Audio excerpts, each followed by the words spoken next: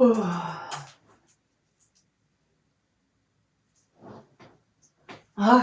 you fall asleep looking at another boring website again? Yeah, it's just so boring. It's the 15th time! Oh, why are they all so boring?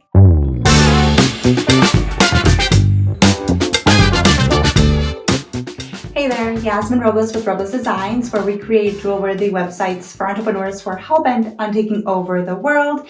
In today's episode, we will be talking about the 3 ways that you can make your website not so boring and not a snooze fest. There's a little bonus tip in there as well. I'm the owner of Robles Designs, where we create drool-worthy websites for entrepreneurs who are hell-bent on taking over the world.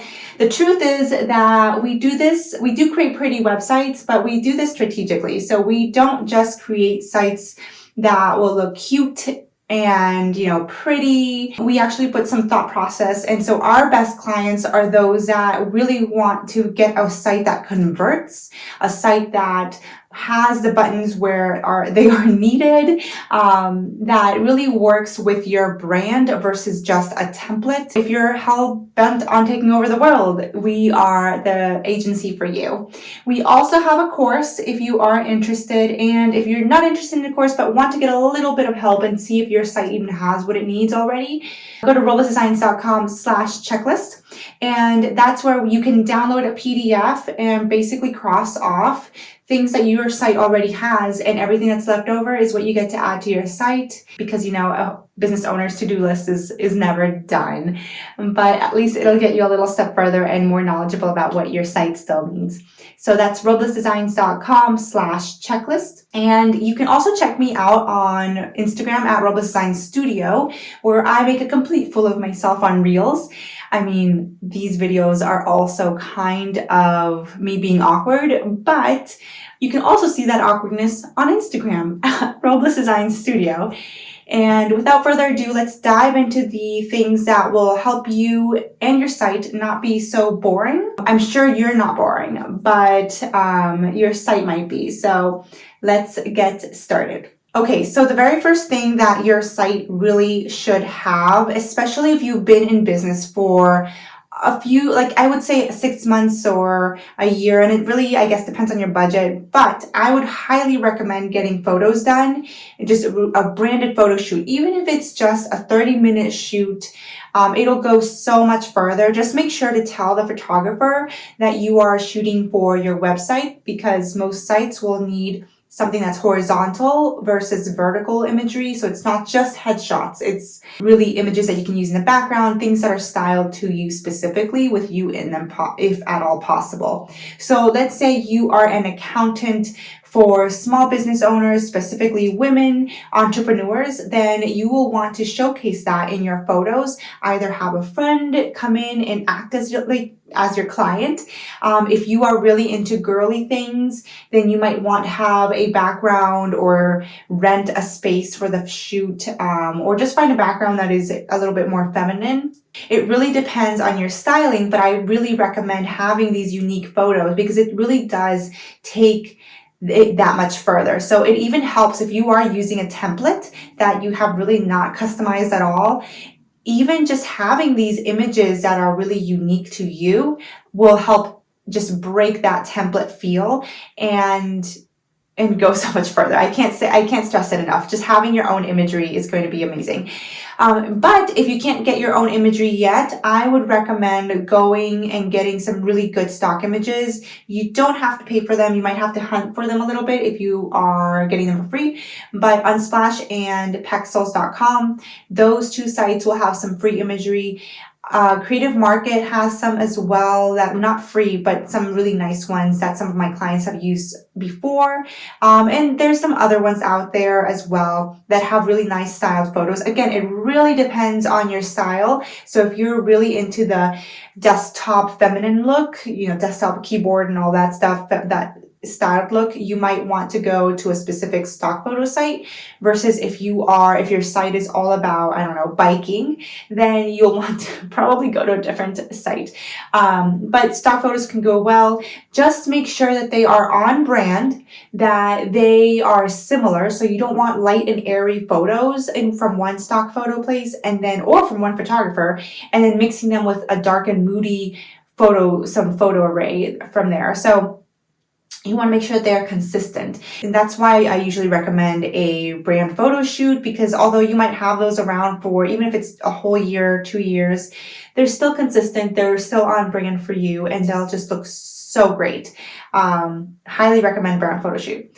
So then the next thing after that is some copy. And I know that a lot of my clients, we don't do copy, but a lot of my clients, they are really hesitant to write their own copy, and I totally get it. And if that's you, just get a copywriter or get somebody to help you out with them, because sometimes our own copy is the hardest one to write for. Make sure that the copy really has some personality. You don't want to put people to sleep.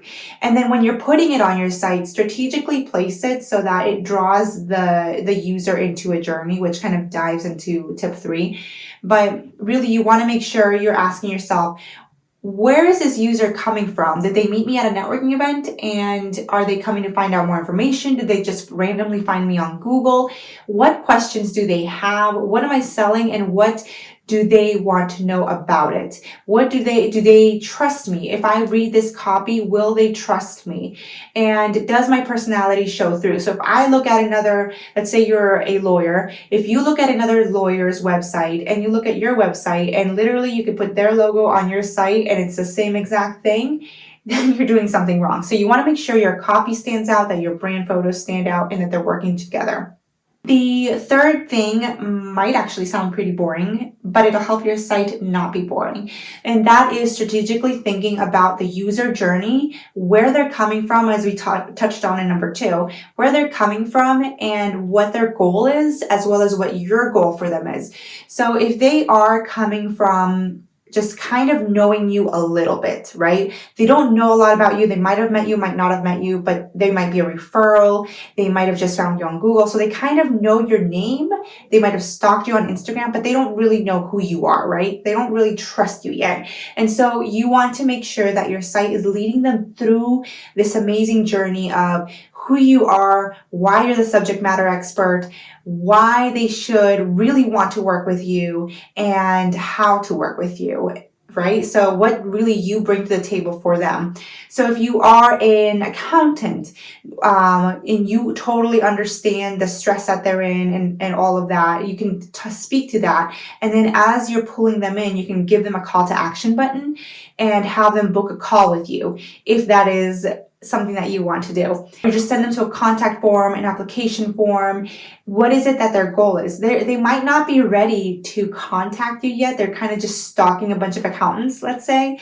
And so what can you provide that will really, how can you create the site strategically, lay out all of the sections so that you can instill that trust, right? How can you utilize all these amazing headlines that you wrote out in your copy and those amazing photos that you took, and arrange them in the way that really works for them, right? So strategy and really knowing your target audience, really understanding what their goal is, what they want from your site, will be key to making sure that it is not boring, because then you will know where to place the amazing copy, the amazing photos, where to place the buttons, all that great stuff. The last thing, like the bonus or the fourth thing that you can do on your site so that it is not super boring, is paying attention to creating subtle surprises. So this doesn't mean that you're going to have a GIF of you like exploding out the corner of your site to scare people. It's really going to mean these subtle effects on your site. So as an example, a button on hover effect could be a nice to have, right? It's not necessary for a site, but it is something unique that even if it's just a subtle effect when you hover over a button, that the color changes, or maybe the corners, maybe it's a square button and the corners kind of round themselves when you hover over them. That is something that's really unique. You can have, maybe if somebody hovers over a photo, it just slightly rotates a little bit. That can work. So just again, subtle effects. They don't have to be in your face. It doesn't have to be a pop-up. It's just something that gives, I don't know.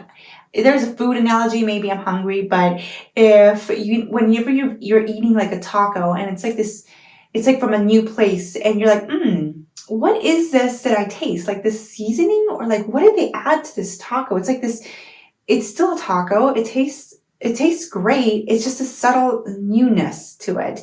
And it just makes you really happy. So that's kind of, I guess, your website, where you kind of want to add that subtle surprise and delight to the site, to the user as they're going through the site, just to keep it lively, keep it not boring. So that's it. So number 1, you want to make sure you have branded photos, or at least really great stock photos. Number 2, some great copy. Number 3, know where to place that stuff so that you can strategically maneuver people into booking a call with you and not be boring. And number 4, some subtle delights, just a little surprise, a hint of amazing, right, into the site, so that people are not falling asleep while they are looking at your website. If you want to check out more of my awkward videos or making a fool of myself, you can check out Robles Designs on Instagram at Robles Design Studio. You can also make sure to subscribe, to like, to do thumbs up, to do all the cool things wherever you're watching this video from. And yeah, you can check me out. And then also make sure to download the checklist, roblesdesigns.com/checklist. And yeah, make sure you have your website. Make sure it's not boring. Please don't make it boring. I don't want to see another boring website. And if you do need some support or want to chat, make sure to message me either here on Instagram or wherever you can find me. You can also go to roblesdesigns.com and hit the application form on the contact page. Yep, that is it for today, and I will catch you in the next episode. Bye.